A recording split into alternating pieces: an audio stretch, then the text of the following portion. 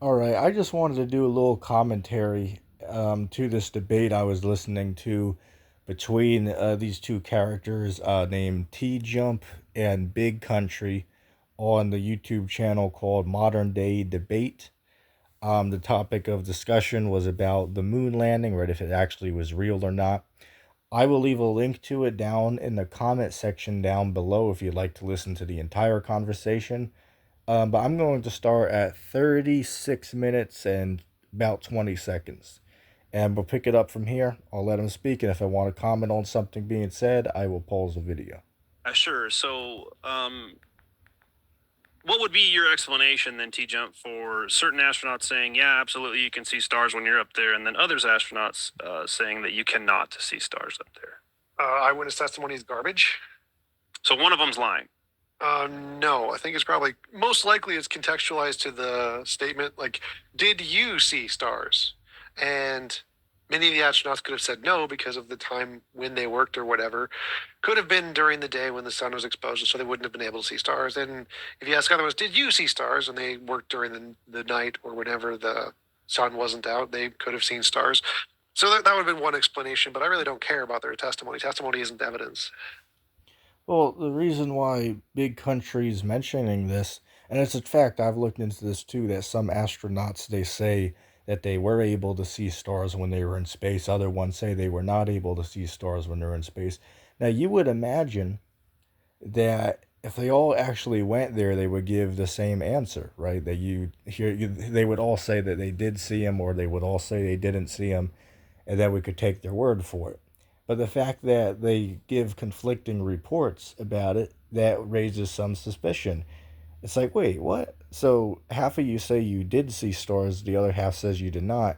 Well, how do we know who to trust then? It clearly seems like they were just making it up because they didn't actually go there, right? So when confronted with the question, they just said either yes or no, and then moved on to the next question, right? They just made it up. Because if they did go there, they should all be given the same answer. And then here's the other thing: you can't say, well, maybe they weren't there long enough to notice them. Well, in what instance is anybody going up to the ISS for like a few hours? It's like, aren't they up there for a couple days at least? Like seriously, when the hell can anybody give me an example of when anybody went up for like 5 hours or 2 hours and then came back down to the earth? Aren't they up there for like multiple days at a time? So wouldn't that give everybody the opportunity that's on the ISS or, is doing a spacewalk or any of the things they're doing there? Wouldn't it give everybody the opportunity to witness some type of stars in space? And let's not act like there's not a window or two on the ISS. There's clearly, according to the official ISS tour video, they literally show a massive window where they can see the Earth, right? So, according to the video where they supposedly give a tour of the ISS, they show a massive window where they can see out. So, everybody that went aboard should have certainly had the opportunity from the safety of the inside of the ISS to actually look out and see stars, let alone the people that actually went on the outside. So again, I think that's a very good question that I'll just call him Big, right? So we don't have to keep saying the whole name, right? But yeah, he made a very good point, right? Very good point. This guy T Jump, which I've seen his other discussions, he's really just on some topics he seems intelligent, but he's just repeating what he was told in school. It's not like he actually knows the things he's talking about. He's just repeating what he was told. Like, say, for instance, later you'll hear him say, well, the moon is a rock. Well, how do you know it's a rock? Have you ever been there and touched it? Have you ever, actually been there? Of course not. So how the hell do you know? Well, you're just repeating what you were told in school. It's like, dummy, you do know that all of the pictures of the moon are fake, right? Like seriously, if you go on Google and look up a picture of like of the moon from the surface of the moon, right? Now, I'm not talking about like someone on Earth taking a picture of it with their phone. I'm talking about like the pictures from the surface of the moon, right? All of those are CGI, they're not real. And then if you're talking about the spacewalks, and the pictures from there, that's a whole nother conversation because that happened on like a Hollywood set. But that's a can of beans for another time, for lack of better words. We'll let him continue. Well, no. Testimony is definitely not evidence, but the inconsistency of said testimonies of the people who have claimed to have been there is pretty damning evidence when they don't line up. No, not at all. Actually, if we know How the hell? How can you say it's not at all evidence that there's some type of cover up going on? Obviously, when we bring up the fact, excuse background noise, when we bring up the fact that they didn't go to the moon, this isn't proof that they didn't go there. But what we're showing you is when they lie about what they actually saw when they were supposedly in space, and it doesn't match each other's experience. Clearly there's something weird going on there. So again, that proof doesn't mean that the moon landing was fake if they claim they did or didn't see stars. But what we're showing is there's inconsistency between these people. So we believe that these people that claim these things, and here's a fun fact, there's only been like 600 people that supposedly went to outer space, right? So since the space race to the current day, there's only been about 600 people that left the orbit of the Earth and either went beyond the ISS or went to the ISS. There's only been 600 people out of the billions of humans that lived on this Earth, right? So I think it's very logical to assume that those people that supposedly went, they could have been paid off and are actors. I mean, shit, if you throw $1 million at someone or hundreds of thousands of dollars at somebody to tell them to lie about something, they're going to do whatever you want. I mean, this is a known fact right here. This is a known fact. You can give hush money, right? You've got a secret you don't want people to give out. Throw them some hush money and make them sign a contract that they won't talk about it. And then there you go, problem solved. So same thing with these so-called astronauts. They can be liars and be balled out for money. Like, again, I don't see how that's not a logical conclusion to come to, given the fact that there's so many say for instance, there's so many times that we saw like errors happen with the ISS live streams, right? Where like people glitch out or items appear where they're not supposed to be, or there was even one clip where the microphone went for the guy's neck. There's a video from the ISS where you see a guy on the harness flying back, across the station in the background. Again, there are so many inconsistencies. The fact that you could sit there and pretend that like none of this is importance, it's just amazing to me. It's just amazing and shocking to me that a supposedly intelligent person like Tjump supposedly is, could just blindly pretend, whatever, it doesn't concern me, right? If they say they went, I believe it, right? Why question them? I mean, come on, this guy, this is amazing to me. This is just laughable. Testimony. There's an experiment done where we had 20 people. Are these one of those experiments that somebody else has? It's an experiment that's common. Again, lots of people do it. I go to colleges, we do this. So, yeah, so I could do it right now. We've done it a million times. Where there were 20 people put up to watch something go on. They weren't told what. Car crash happened right in front of them. They were all separated, went to different rooms and asked what they saw, and all of their testimonies differed because that's just how the brain works. This is not evidence of anything. Eyewitness testimonies diverge a lot. Very well known in law. This is not surprising at all. So now, with the images that come back of said moon landing, right? Lack of stars absent in the background from videos and photographs. What would be the explanation there? Probably because there wasn't enough light to expose the film to cause the stars to show up. Like literally, if you just take your phone and take... Yeah, well, I can agree with Tjump on that, because I see people try to use the argument that, well, the photos from the moon, they show no stars, so that shows that it wasn't, on the moon. Which, first of all, I don't believe the moon landings happened. I believe they were totally fabricated. But I wouldn't use the argument about there being no stars in the photographs as evidence, because I can understand, certain cameras, that they had back then, they could have had some issues where they weren't able to pick up on the stars, even if they did supposedly go there, right? So again, I could agree with Tjump, but that's not the best, type of argument to use, because that could be explained. So I could agree with T Jump on that. A picture of the stars and you don't set it to a high exposure, you won't see those stars. And if you set it to a high exposure, you'll see the stars. So if the camera was set to a low exposure, it wouldn't see the stars. Very basic. Absolutely nothing challenging about that. Okay. Do you have Ryan? Can I get screen share for a second? Yeah, sure thing. Just let me know when you're ready. I will remind everybody once again, yes. if you haven't, hit the like button.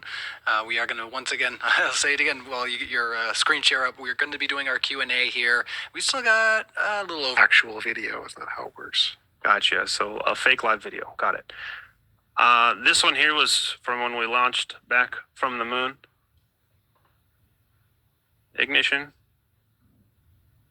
Was that like sparklers that came off of that? I Pixie have no dust. idea. Probably pieces of metal from the explosion that launched it forward. Wow. No stars, so that's interesting because India showed stars in their live fake video. Do you know the delay that they said that the camera was on? You can stop screen share there, Ryan.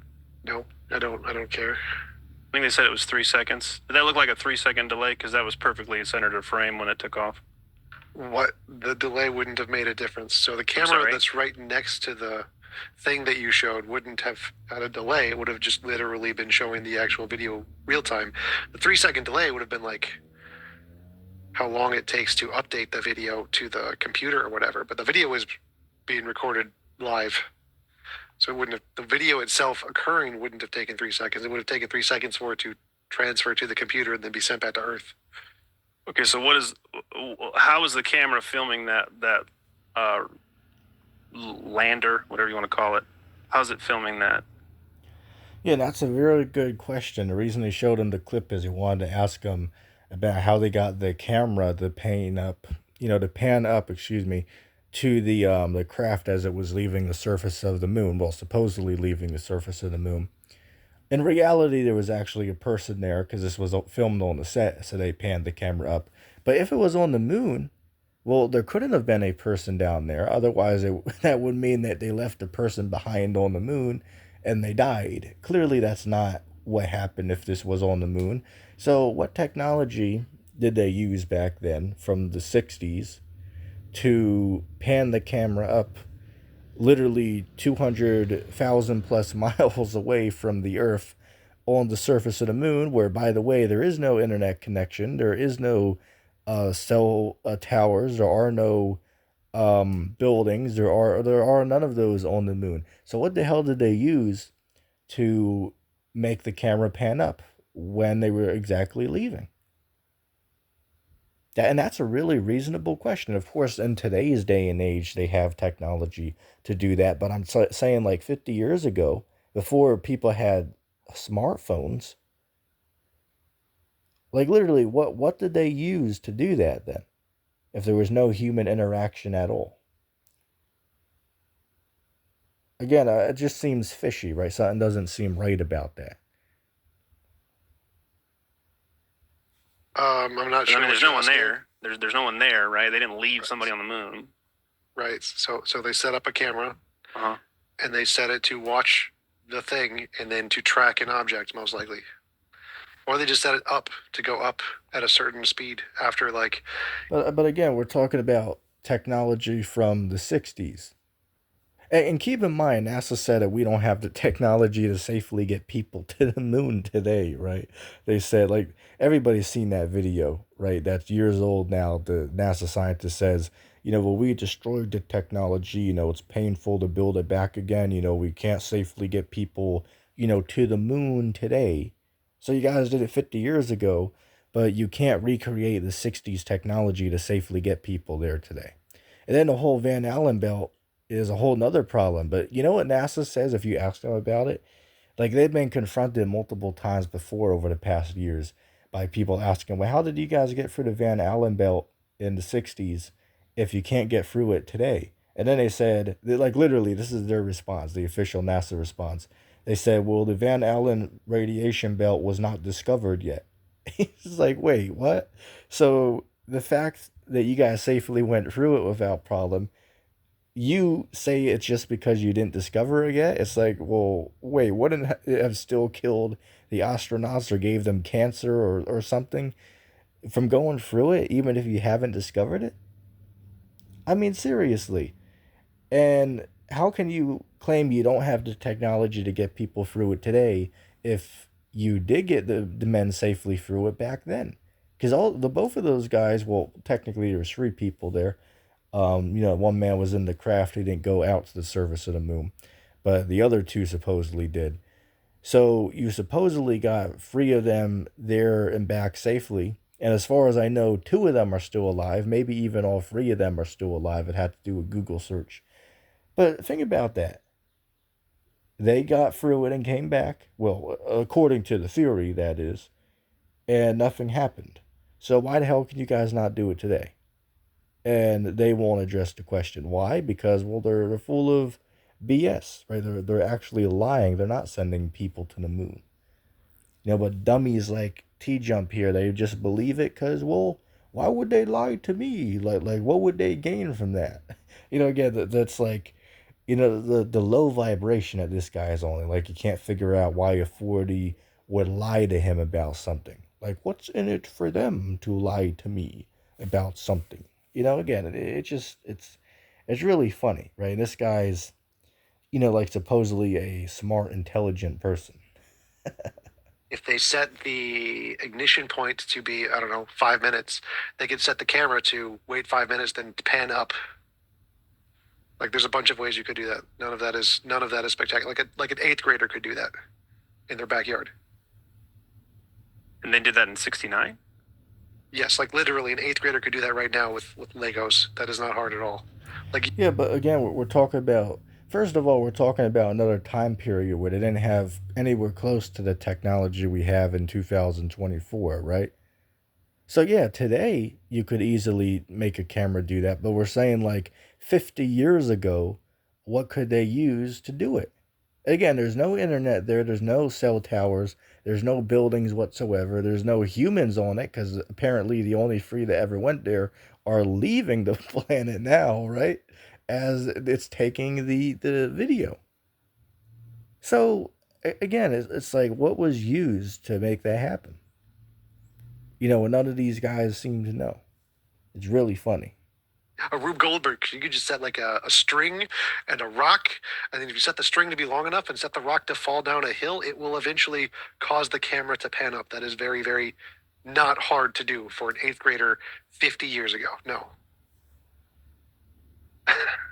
Okay, so the claim here is that they set up some type of time delayed remote control apparatus on the camera to perfectly film when they launched off to track it.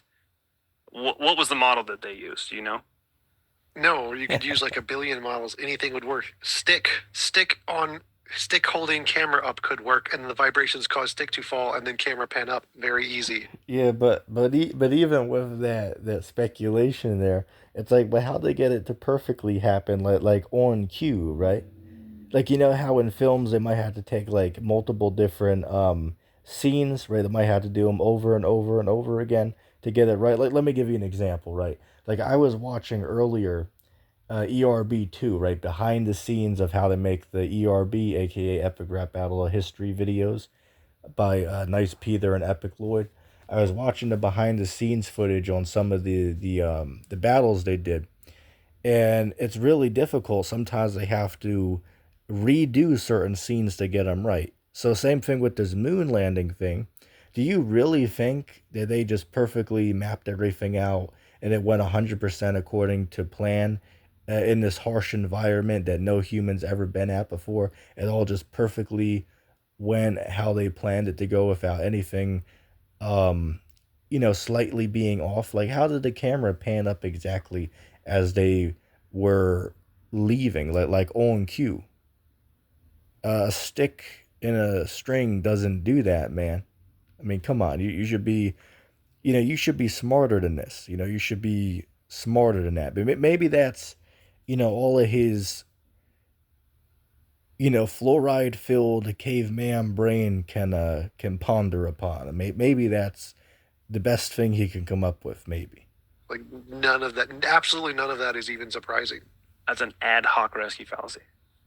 No, that's just a basic example of Damn, we got all these damn commercials. Thing you're saying is really hard, which is actually just a really basic thing that could be done in a billion ways. Because you don't have any proof of them actually doing specifically that, right? That's just your theory. Right, because I don't need proof. Like if I can give one example of a very easy way to do the thing, they could make up a better way to do it. Sure, a more accurate way, absolutely. Oh, and by the way, where'd they get the stick at on the moon? Where'd they get the stick at on the moon to do your model of how the camera panned up? Man, this guy is just laughable, man. Do I care? No. There's a million ways to do it, and they all would work. They would all work. It's really interesting. Hopefully everybody in the chat knows, because this is what I said in my intro. I said everything that we're going to hear tonight that are supposed claims of validating that we land on the moon is none of them are going to be verifiable whatsoever. What? Well, that is verifiable. Can you make a camera pan up on an artificial timer? Sure. Stick. In 2020. Again, today we were able to do it. What we're talking about 50 years ago. Like seriously, you do acknowledge that, according to your theory, that the moon landing, when it happened 50 years ago, right? So the whole argument we're saying is, how back then were they able to do this using the technology they had? We're not talking about right now today. It's like, keep it in context. Oh, yeah, absolutely. Yeah, I can. People could do this in 2000 BC. This is not hard. If they had a camera, they could do it. But so having a camera on a timed device that causes it to pan up is very easy. Do it with a stick. It's like how they caught rabbits. They tied a stick to they bent it over, and when there's any vibration, the stick would fling up and they'd catch the rabbit. The exact same thing. You can do that with the camera too. Any vibration causes the stick to go. Oh, and if it's a time device that they use to make the camera pan up, well, how the hell did they know to the exact second that the craft was going to eject and start going back towards the Earth, right? Start lifting off from the planet. How the hell did they know then if they were using a timer? Like, aren't the odds are that it's going to be off?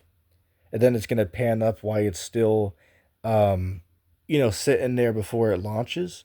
And then it's going to miss that prime shot, that famous shot that we've seen? Like, seriously, think about that for a second. It just logically doesn't make sense what this dude Tjump's saying. And it would fall and it would go up, and this is very easy. The technology to cause a camera to pan up, or to cause anything to pan up, existed 4,000 years ago. So okay. And I don't mean to sound rude. It really just sounds like you're making random shit up and throwing it to see if it sticks. Like if I say a basic fact that is super obvious and everybody knows about, and you're like, you're just making stuff up, it doesn't seem coherent, because doesn't seem like you're listening. Because if I say something that's super, super basic, that everybody understands, that everybody knew about thousands of years ago, and you're saying you're making stuff up, it doesn't make any sense. Yes. Like, how to cause things to fall on a delayed timer is very easy, extremely easy. 3,000 years ago, we could do this. I think we've explored this one. If we want to move into some nutri, if you got another example or something from your intro, we'll keep rolling down. Yeah, sure. I guess we talk about the fact that we have no idea what the moon is, right? So we don't even know if it's terra firma. What? Terra firma? Terra firma is like another word for Earth. What does that have to do with being a rock? It's a rock. How do you know it's a rock? Because we have parts of it. I mean, there's multiple ways. We can use light informatics, which will show when it's... All right, sorry about that. I just had to check something real quick. I'll go back a couple seconds and we'll start over. The fact that we have no idea what the moon is, right? So we don't even know if it's terra firma. What? Terra firma? Terra firma is like another word for Earth. What does that have to do with being a rock? It's a rock. How do you know it's a rock? Yeah, that's a good question. Well, how do you know? You've never been there. You never stepped foot on it. You never picked up a rock from the moon. How do you know that the moon is just a massive rock, as he said? Hell, if you ask me what it is, shit, I don't know what the hell it is. Now, I do know, according to the Bible, that it's a light of its own, right? The Bible says the moon gives off her own light, right? It's not reflecting light from the sun, as the main modern day science claims. That's not true, but that's a different video in itself. But what is the moon? Well, again, we can't exactly say. There's been something called, oh, what is that? Oh, damn, it's not coming to mind. But there's been people that actually take their time and they film the moon, right? That's the hobby they do. And in some of these videos, like every couple years, they'll catch something called, it's like a ray that goes over the moon, like we're seeing it through like water basically. If you ever seen the clip, you know what I'm talking about. It's like some type of like static that goes across the entire moon. You can look the video up and you might be able to. I can't remember the exact name they call it, but it's like some type of field that goes over the moon. It's been caught on camera multiple times from different people around the world. And then other times, there's actually been a few instances where people in the daytime were taking pictures of the moon. And if you look at the blue parts of the moon, there's been a few times where you can see a star through the moon. So again, is the moon a solid object, or is it like, sometimes it seems see-through on certain of these photos, and then other times, it's dark, like certain parts of it when it goes through its phases. So again, the moon is a mysterious, thing in and of itself, right? So as to what it is exactly, it would be foolish to sit there and say that we know for a fact because we don't know. So again, he's just saying what he's saying because, well, he was raised in an education system and they taught him what he knows. So he thinks he's smart because he's able to repeat what he was taught. The dummy can't figure out the word government means to indoctrinate, right? To have control over. That's what the word government means, right? Which he probably doesn't know that, because he thinks that when he went to these indoctrination centers, they were actually teaching him, valuable education. That's what this dummy thinks. It's really funny if you think about it. Because we have parts of it. I mean, there's multiple ways. We can use light informatics, which will show what its material consistency is by bouncing light off of it, so we can know what everything that's made of from doing that. We also brought out parts, so we know it's a rock. So the parts we brought back, the one that we know of that's been tested is petrified wood. No. So is there? There's not? Lots that we know. There's lots that we know of. They've been tested. We know they don't have any hydrocarbons in them or whatever. I think that's the word. So to show that they are literally different from any earth rock because they don't have the right composites of organic-based compounds that would be there if it was an earth rock. So we know exactly what it is. And do you have an example of one that you could pull up, show, hey, this one was actually tested to be a moon rock? Nope. Again, you could ask the people who would keep the data on that, which would be like Creation Cats, Fight the Flat Earth. Gotcha. So no is the answer. No, the answer is yes. I don't need to provide it because that's already there. We're in a debate talking about this, and you're like, I don't need to prove anything that I said. Just believe it. No, it's like you say, do I need to prove the sky is blue? Nope. You can just go look yourself. It's fine. Yeah, but the problem with what you're saying though is, well, we can actually see the sky above our heads, so obviously it's blue. But the problem is it's not like you can just walk outside and grab a moon rock, right? It's not like you can walk into a portal and get a damn moon rock from the moon and bring it back to your kitchen table. You know what I'm saying? So it's like it's not like some type of obvious thing that you're trying to picture it to be. You're just a delusional moron, T-Jump, that you just believe what you're told and then you criticize people that logically question what they've been told. And again, I've seen this guy debate multiple people. Nephilim 3, um, what's this other guy? Kent Hovind, he's did a discussion with him. Multiple other individuals that I've seen over, the last maybe 3 years that I've watched modern day debate. Again, check their channel out. Really good channel. I've, been watching them for a while now. But, again, I mean, this guy's just delusional. We'll let it continue. It exists right there. First search For on somebody Google. who's colorblind, it wouldn't be. Right. So I mean, but if you're basic facts blind, that would be the more fundamental problem that you might want to figure out. Okay, so, you said earlier. What did you say first about when we got to moon rocks? You said we do something to the moon. I didn't hear what you said. That we know what it is. light spectroscopy. Light. Spectroscopy. Yes. What Spectroscopy. Spectroscopy. What is spectroscopy?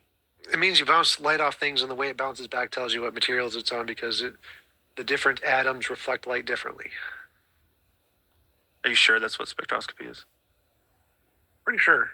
Okay. Do you know what the three spectras are? Specters? What? Spectras. Spectras? Spectras for spectroscopy. Spectras for spectroscopy? I don't. There's not three. There is three. There's not three. Continuous absorption and emission. That's not. What is a specter?